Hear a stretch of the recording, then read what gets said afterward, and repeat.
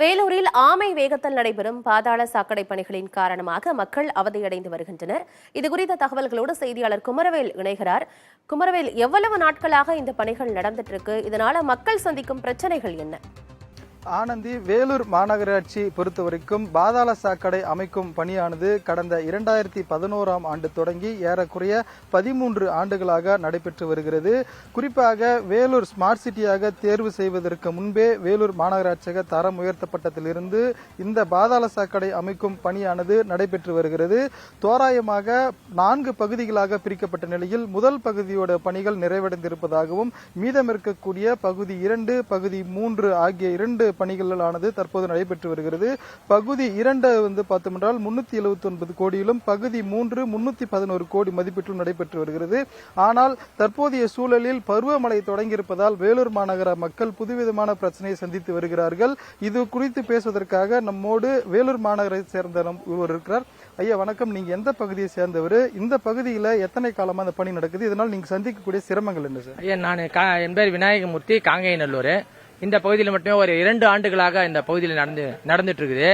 பாத்தீங்கன்னாக்கா ஏறக்குறைய இதுல மாணவர்கள் எல்லாம் நிறைய பேர் போறாங்க. இங்க 64வது நயன்மார கிருமானந்த வாரியாருடைய அரசு மேல்நிலைப் பள்ளி, பெண்கள் மேல்நிலைப் பள்ளி இங்க நடக்குது.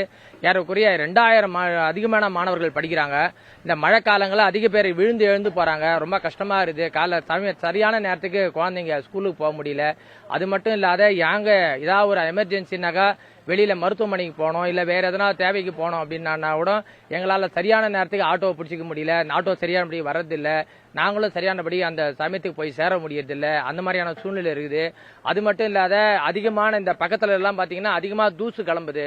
அதனால மக்களுக்கு அந்த மூக்கு சம்பந்தப்பட்ட அதிகமான வியாதிகள் ஏற்படுகிறது. அதுல அந்தந்த இடத்துல தண்ணி தேங்கிறதுனால இப்ப மழை காலத்துல டெங்கு காய்ச்சல் அந்த மாதிரியான சூழ்நிலைகள் வரத்துக்கு அதிகமான வாய்ப்பு இருக்குது.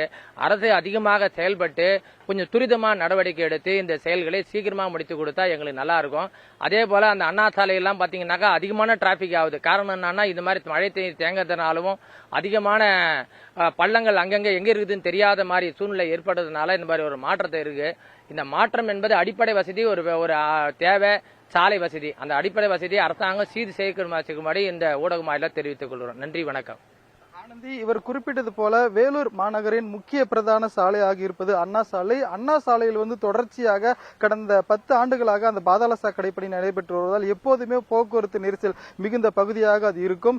அந்த வகையில் தான் தற்போது நாம் பார்த்து கொண்டிருப்பது காங்கேயநல்லூர் பகுதி. இந்த பகுதியில் அதிகமான பொதுமக்கள் வசிக்கக்கூடிய பகுதி. ஆனாலும் இங்கு பணிகள் ஏற்கனவே நீங்கள் குறிப்பிட்டது போல மிக கால தாமதமாக நடைபெற்று வருவதால் வெயில் காலங்களில் புழுதி பறக்க காட்சியளிக்கும் சாலை, மழை காலங்களில் சேறு சகதியமாக இருக்கிறது. இதனால் வாகன ஓட்டி உட்பட அனைத்து தரப்பினருமே பாதிக்கப்படுகிறார்கள். தாமதத்திற்கான காரணம் குறித்து மாநகராட்சியிடம் கேட்டபோது ஒருபுறம் தேசிய நெடுஞ்சாலை மற்றும் மாநில நெடுஞ்சாலையிடம் இருந்து அனுமதி பெறுவதற்கான கால தாமதம் ஏற்படுகிறது. அதே போல பாறைகள் இருக்கும் பகுதியை வெடி வைத்து தகர்ப்பதற்கான கால அவகாசம் தேவைப்படுகிறது. அதே போல மற்ற காரணங்களாக கொரோனா காலத்தில் 2 ஆண்டு பணிகள் நடைபெறாது உள்ளிட்ட காரணங்கள் குறிப்பிட்டாலும் மாநகர மக்களின் நீண்ட ஆண்டுகால கோரிக்கையாக இருந்து வரும் இந்த பணிகள் விரைந்து முடிக்கப்பட வேண்டும். அப்போதுதான் இந்த மாநகர மக்களுக்கான ஒரு விடிவு பிறக்கும்.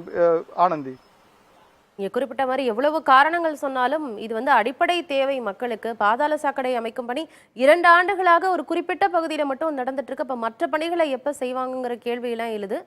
சரி, மக்கள் இது அரசுக்கு இதை காட்சிப்படுத்தியிருக்கும். பணிகளை துரிதமா பண்ணுவாங்க அப்படின்னு நம்பலாம். தகவல்களை வழங்கியமைக்கு நன்றி குமரவேல்.